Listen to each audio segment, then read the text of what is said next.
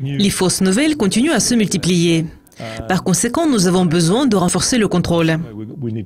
C'est Facebook qui devrait s'occuper de ce problème. Chapeau à Facebook. Cependant, Facebook lui-même a été également impliqué dans la diffusion de fausses nouvelles. L'année dernière, par exemple, il a contribué à la propagande russe visant à soutenir Donald Trump et à lutter contre Hillary Clinton.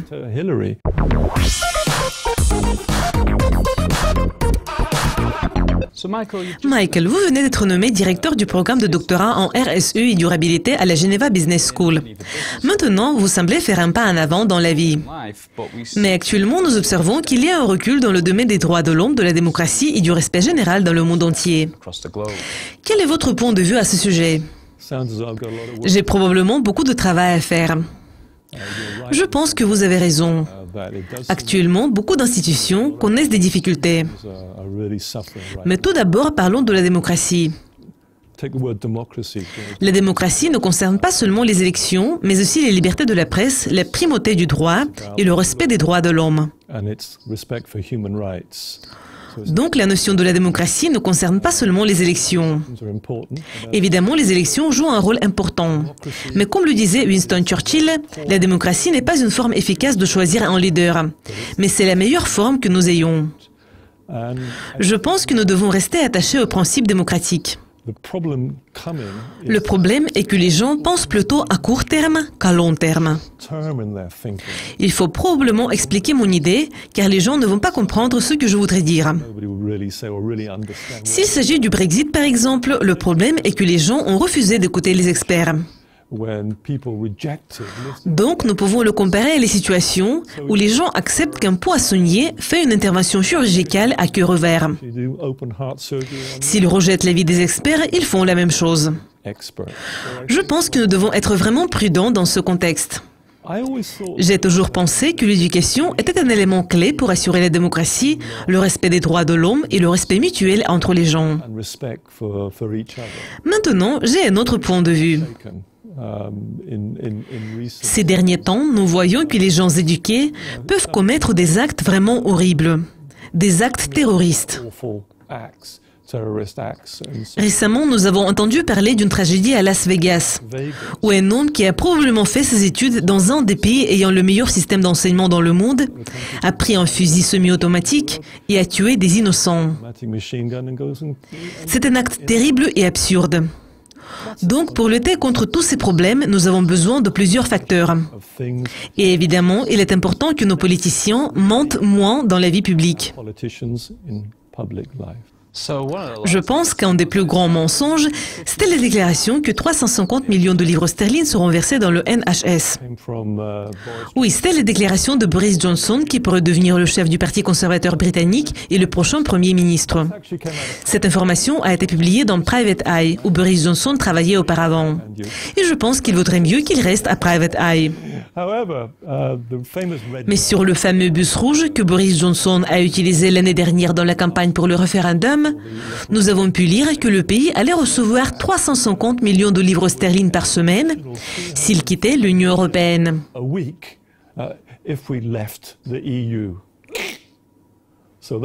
Et maintenant, jetons un coup d'œil à la somme réelle que nous avons donnée au NHS après avoir quitté l'Union européenne. 0.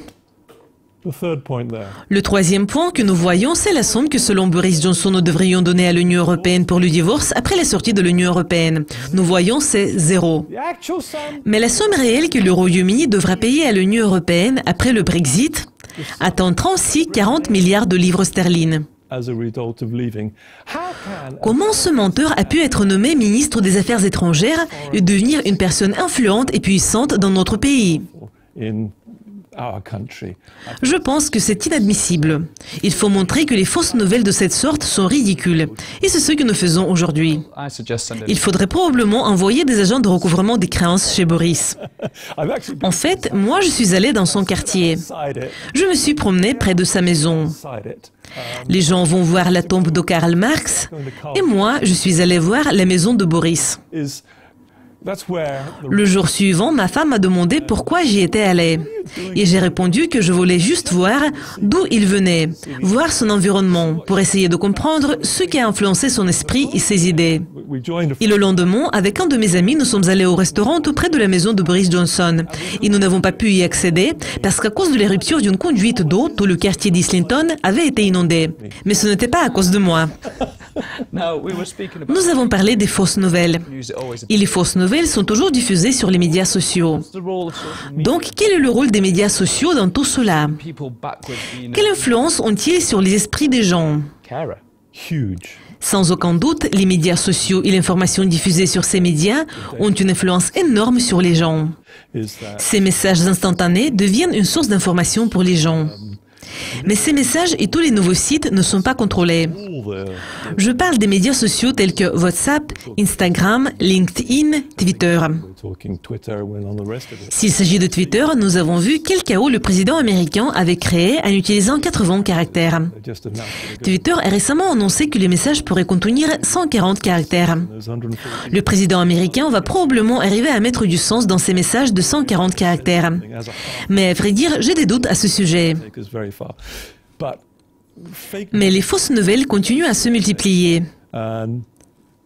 Par conséquent, nous avons besoin de renforcer le contrôle. C'est Facebook qui devrait s'occuper de ce problème. Chapeau à Facebook.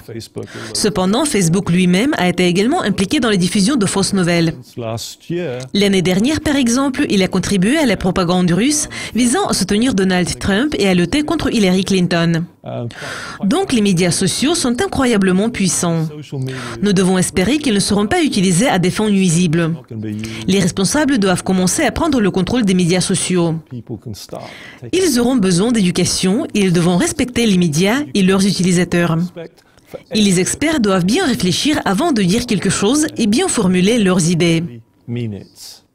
Donc, c'est la cupidité des grandes entreprises qui a contribué à ce recul dont nous parlons aujourd'hui.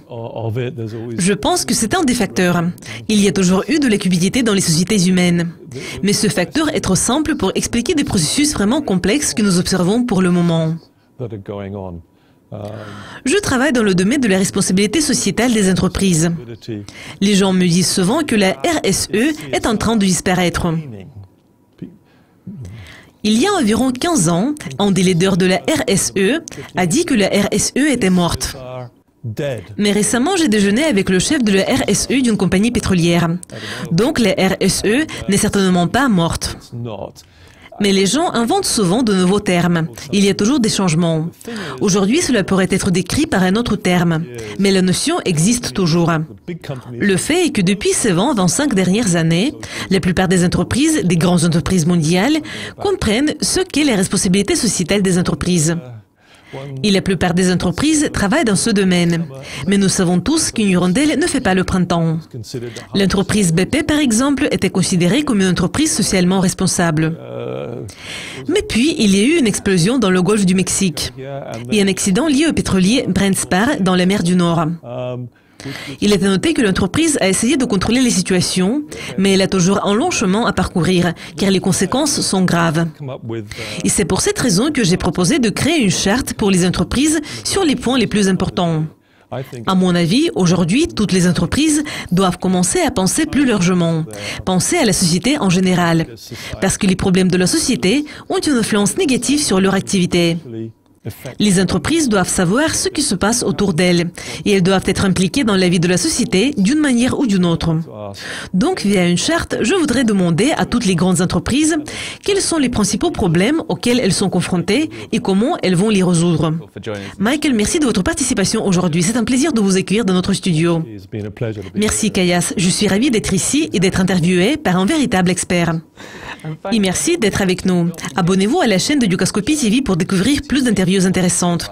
Je m'appelle Kayas Khalil. Au revoir.